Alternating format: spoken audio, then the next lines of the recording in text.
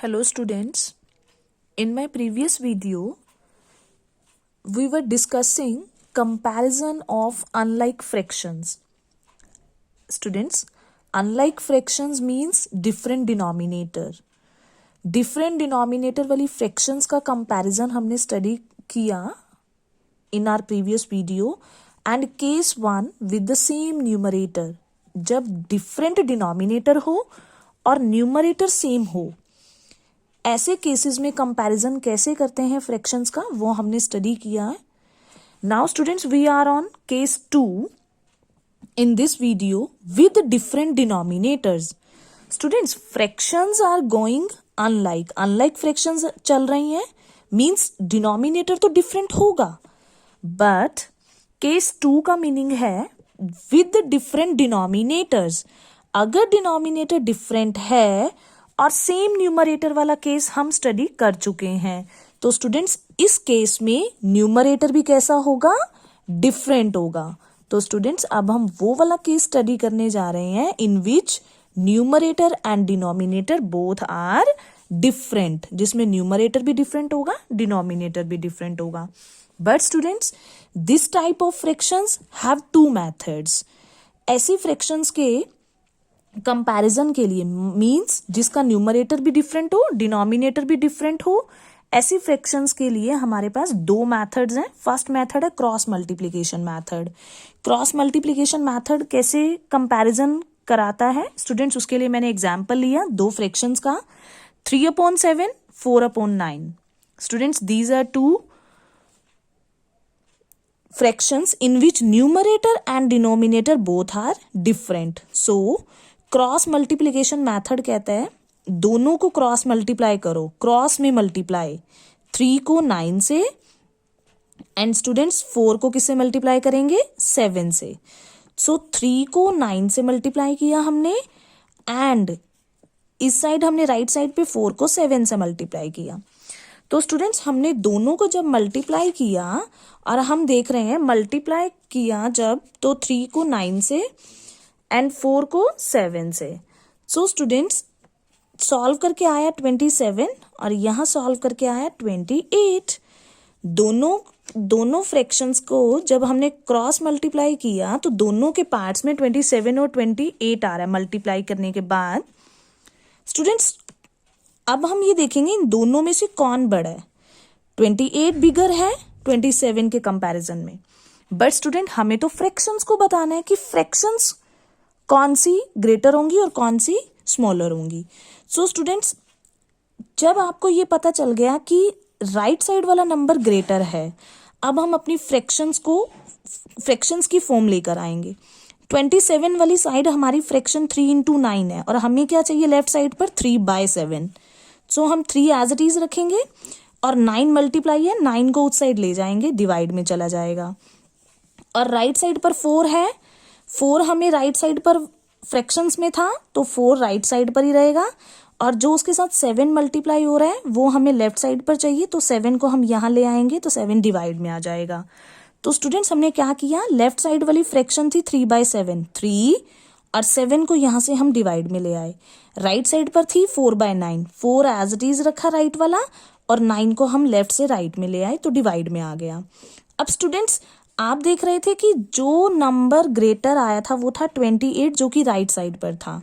तो हम अपनी फ्रैक्शन का कंपैरिजन इस कैलकुलेशन के ऊपर, इस स्टेप के ऊपर डिपेंड करता है. राइट साइड वाला नंबर अगर बड़ा है तो हमारी फ्रैक्शन भी कौन सी ग्रेटर हो जाएगी, राइट साइड वाली. It means 4/9 is the larger fraction. If students अगर इस स्टेप में हमारे पास लेफ्ट साइड वाला नंबर ग्रेटर आता, फॉर सपोज ये वाला इस साइड का साइन आता, तो हमारी फ्रैक्शन में भी कौन सा साइन आता, लेफ्ट साइड की तरफ. थर्ड स्टेप, अगर हमारे पास इस स्टेप के अंदर इक्वालिटी का सिंबल आ जाए, दोनों नंबर्स लेफ्ट और राइट साइड वाले कैलकुलेशन वाले स्टेप में, मल्टीप्लिकेशन वाले स्टेप में अगर दोनों नंबर सेम आ जाएं तो हमारी फ्रैक्शंस में भी क्या आ जाएगी, इक्वालिटी आ जाएगी.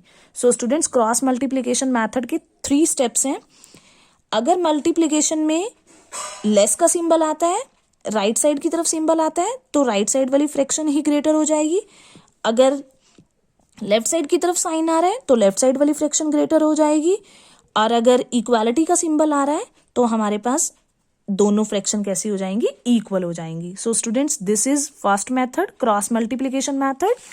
Now we will discuss our second method, converting the given fractions into like fractions. Students, हमारे पास चल रहा है न्यूमरेटर और डिनोमिनेटर डिफरेंट.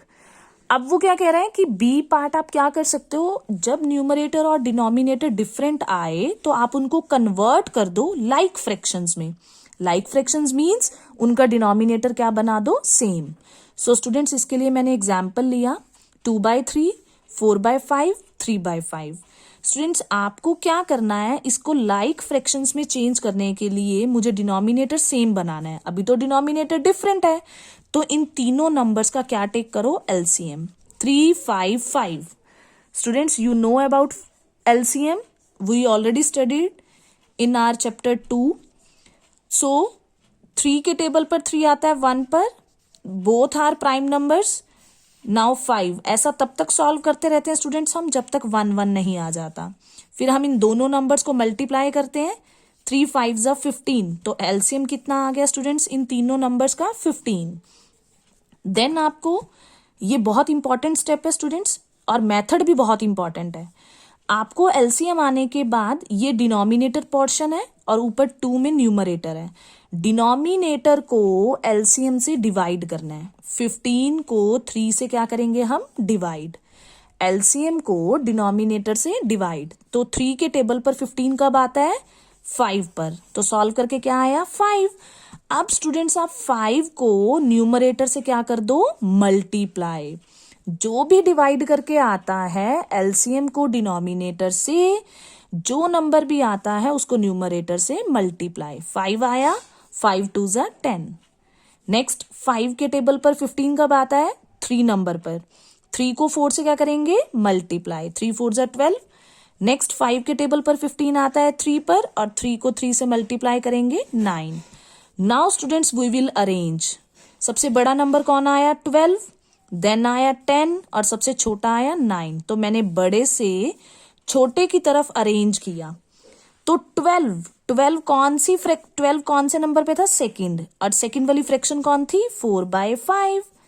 देन आया 10 कौन से नंबर पे था, फर्स्ट. और फर्स्ट वाली फ्रैक्शन है 2/3. और सबसे छोटा कौन आया, 9 वाली फ्रैक्शन कौन है, 3/5. तो स्टूडेंट्स, बड़े से छोटा हमने डिसेंडिंग ऑर्डर, ये सबसे बड़ा, ये उससे छोटा, और ये हमारे पास सबसे छोटा. तो ये क्या हो गया हमारा, डिसेंडिंग ऑर्डर. अगर स्टूडेंट्स मुझे इन्हीं फ्रैक्शंस को अगर मुझे असेंडिंग ऑर्डर में करना हो तो कैसे अरेंज करेंगे, पहले सबसे छोटा. छोटा कौन है, 9, देन 10, देन 12, बाय में 15. अब डिनोमिनेटर सबका सेम बन गया, एक ही एलसीएम आ गया. तो स्टूडेंट्स, अब अरेंज करेंगे. 9 कौन सी फ्रैक्शन थी, 3/5. 10 कौन से नंबर पे था हमारे पास, फर्स्ट नंबर पर. फर्स्ट नंबर वाली फ्रैक्शन कौन है, 2/3. और 12 कौन से नंबर पर था, एलसीएम वाली लाइन में, एलसीएम वाले स्टेप में देखना है कौन से नंबर पे था, सेकेंड नंबर पे. और सेकेंड नंबर वाली फ्रैक्शन कौन है, 4/5. तो ये हमारा आ गया ascending order. So students, ascending और डिसेंडिंग ऑर्डर हमने देखा. असेंडिंग ऑर्डर में लिखना है सबसे बड़ा, डिसेंडिंग ऑर्डर में सबसे बड़ा, उससे छोटा, सबसे छोटा. असेंडिंग ऑर्डर में पहले सबसे छोटा लिखा, फिर उससे बड़ा, और फिर हमने लिखा सबसे बड़ा. So this is ascending order and this is descending order. Now students, come in my next video for exercise questions. Thanks and have a nice day.